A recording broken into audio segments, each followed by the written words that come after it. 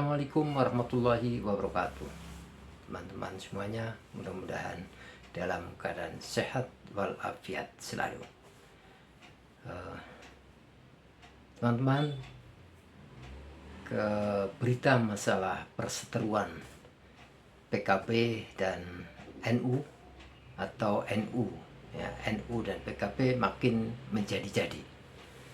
Pokoknya pihak PBNU bersikukuh akan mengambil alih PKB. Nah, masalahnya bisakah PBNU itu mengambil alih PKB sementara hubungan antara PBNU dan PKB adalah non struktural. Nah, karena itu menurut cendekiawan NU yang juga pengamat politik Muhammad A.S. Hikam, tak mungkin bisa mengambil alih PKB ke pangkuan NU. Nah ini, tetapi tetap saja NU bersikukuh untuk mengambil alih. Bahkan pihak NU sudah membentuk apa yang disebut dengan pansus PKB. Berikut kita ikuti dialog CNN Indonesia bersama Muhammad A.S. Hikam selengkapnya. Ya, Prof, langsung saja nih soal pansus yang akan dibentuk oleh PBNU. Bagaimana Prof memandangnya, perlu atau tidak? Sebenarnya apa yang terjadi antara PBNU dan PKB menurut pandangan Prof? Kalau saya mengikuti yang resmi saja, Mas, dari apa yang dikatakan Ketua Umum PBNU, Gus Yahya Stakuf tadi, yang akan dibentuk itu bukan pansus ya, tetapi menugaskan dua tokohnya dari Suriah, yaitu Anwar Iskandar, dan dari Tanfid Pak Amin Said, untuk melakukan semacam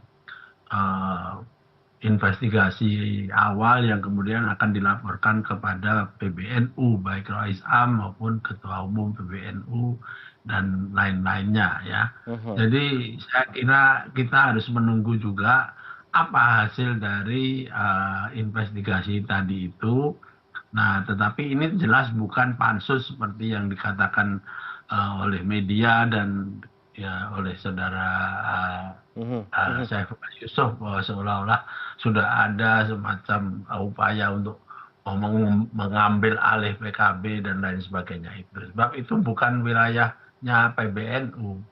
PBNU memang merupakan pendiri dari PKB yang diwakili oleh para masyayikhnya, tetapi secara kelembagaan ini dua lembaga, dua organisasi yang berbeda. Satu sebagai ormas komponen masyarakat sipil, satu adalah partai politik komponen dari masyarakat politik. Jadi pasti ada aturan-aturan main yang berlaku dari keduanya. Kalau orang mempunyai investigasi keinginan untuk melihat apa yang terjadi dengan dinamika PKB, itu sah-sah saja, karena bagaimanapun NU dan PBNU yang melaksanakannya itu mempunyai kaitan-kaitan historis, kaitan-kaitan aspirasional, dan kaitan basis massa. Jadi itu sah-sah saja, Mas. Ya. Prof, ini Gus Ipul ini pernah dari PBNU pernah menilai ya ada upaya sistematis dari elit PKB untuk menjauhkan partai dari NU. Artinya tanpa dukungan NU, PKB sebenarnya tidak akan ada, begitu tidak akan terbentuk. Bagaimana Prof menanggapi hal ini? Saya kira itu bukan pandangan dari lembaga ya, Mas. Ini mungkin kesan dari Gus Ipul aja. Karena membayangkan secara logis, baik legal formal, politik, moral, kultural, itu PKB dan NU itu memang bisa dibedakan sebagai lembaga yang berbeda. Tapi kalau untuk dipisahkan kayaknya sulit. PKB nggak mungkin bisa melepaskan NU atau mengambil jarak, karena kalau mengambil jarak bagaimana dia bisa hidup dan memenangkan misalnya saja pemilihan umum atau pilkada atau cawapres dan lain sebagainya. Jadi tidak mungkin saja.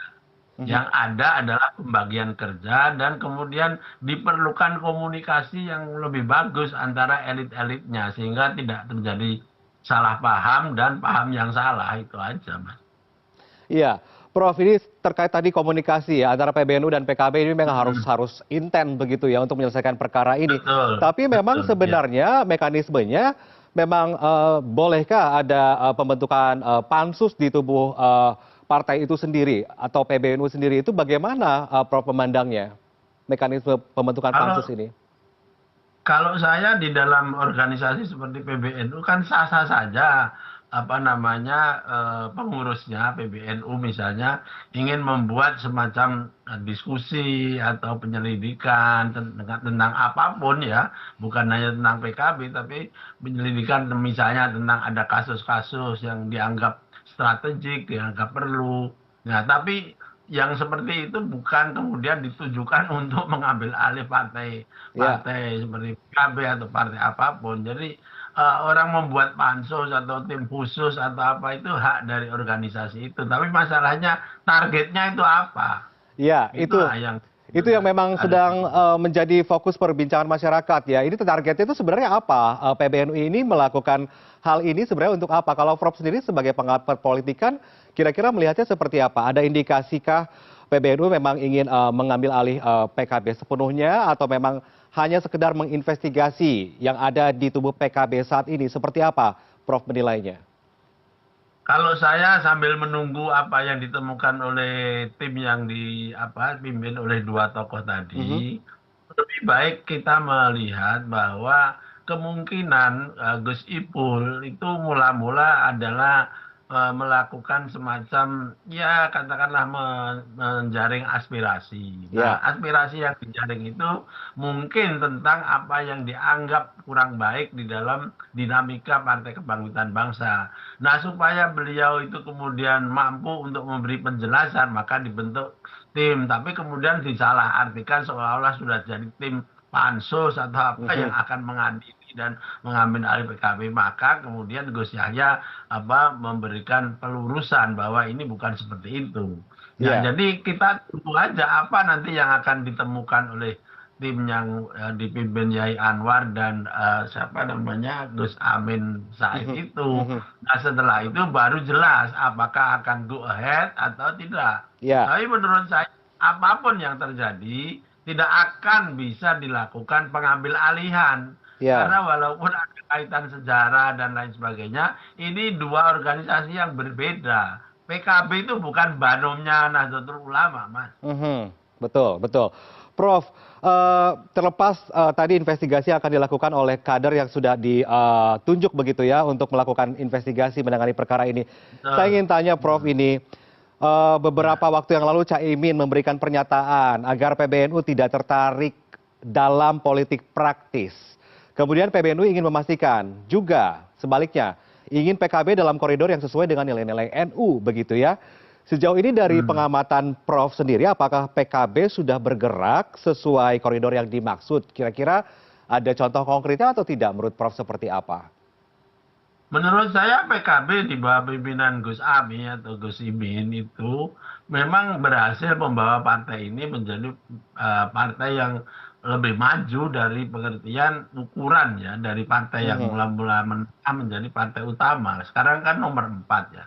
Itu karena kemudian kepiawaian kepemimpinan dan kesolidan dari partai ini dari atas sampai ke bawah.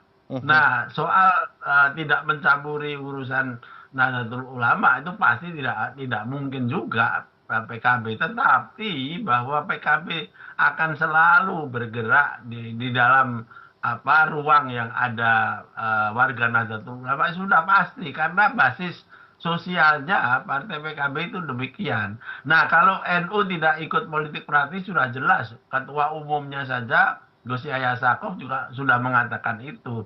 Nah, oleh karenanya dibatasi juga agar supaya PKB tidak kemudian merasa mendominasi NU karena di dalam NU itu ada macam-macam orang di warga NU itu ya. Mhm. Mhm. Istilahnya Al-Maghfurlah Kiai Hasyim Muzadi dulu itu spektrum NU, spektrum Nahdlatul Ulama itu dari Qori sampai Qura ada semua. Ya, jadi tidak semua orang di NU itu kemudian ikut PKB walaupun mungkin mayoritasnya begitu. Tetapi di sana itu ada macam-macam. Ada yang PKS, ada yang Golkar, ada yang PDIP, ada yang P3 dan lain sebagainya. Ya. Nah itulah kenapa kemudian PBNU memberikan wanti-wanti agar jangan sampai ada kesan semacam intrusi dan dominasi. Tetapi bahwa sejarahnya PKB itu berurusan atau di-create oleh PBNU itu Ya. iya pasti.